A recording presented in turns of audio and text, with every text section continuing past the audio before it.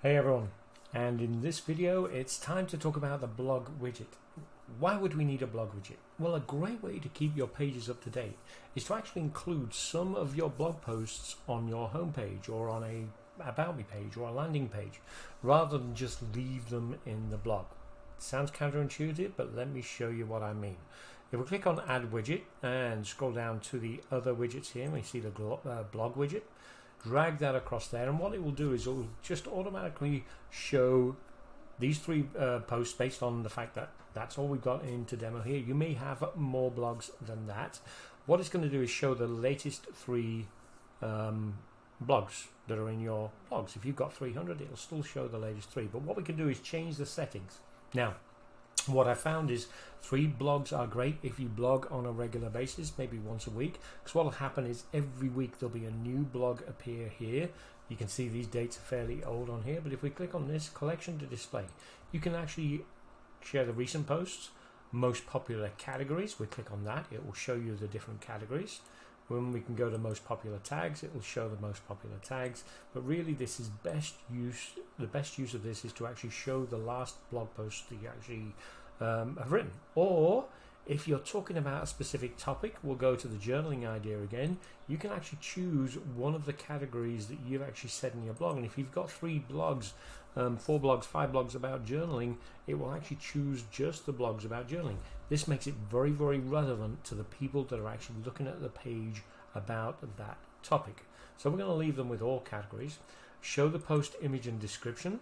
This is where it gets really interesting. You actually make it look quite good. What it's done here is actually set them up, the last 3 blog posts, one over the other. You can see 1, 2, 3, top to bottom. Medium size image, large image, or masonry. Masonry I like because it spreads them out across the page. You can see how the masonry style there with the breaks, and it will actually stagger them depending on the length of the blog and what information you've actually put in there. And then we've got pagination or load more. What I'll do is actually add pages here if you've got multiple posts you actually want to show. I would again stick it to 3 posts that just go across the page. It's a great way to keep your page up to date with new content.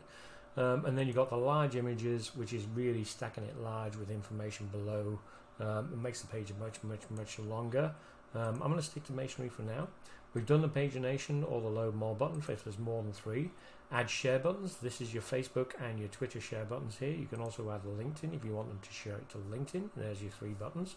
And then you've got the number of items displayed. Right now it's showing 10. You can actually increase it up to 30.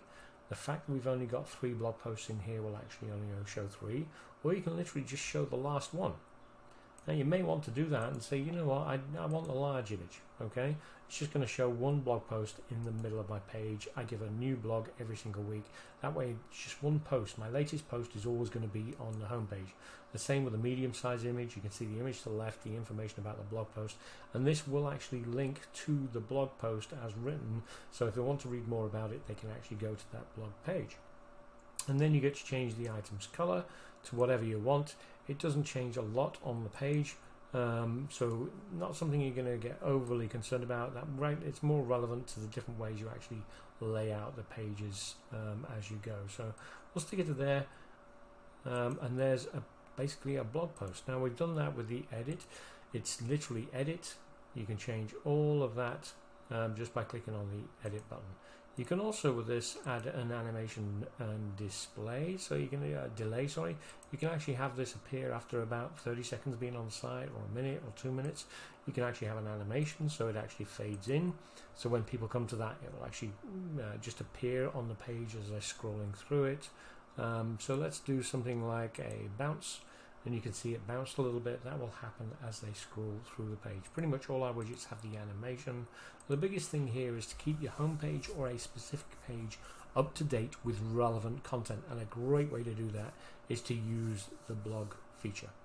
Any questions on the blog widget, feel free to reach out, support@contentforcoaches.help. See you soon.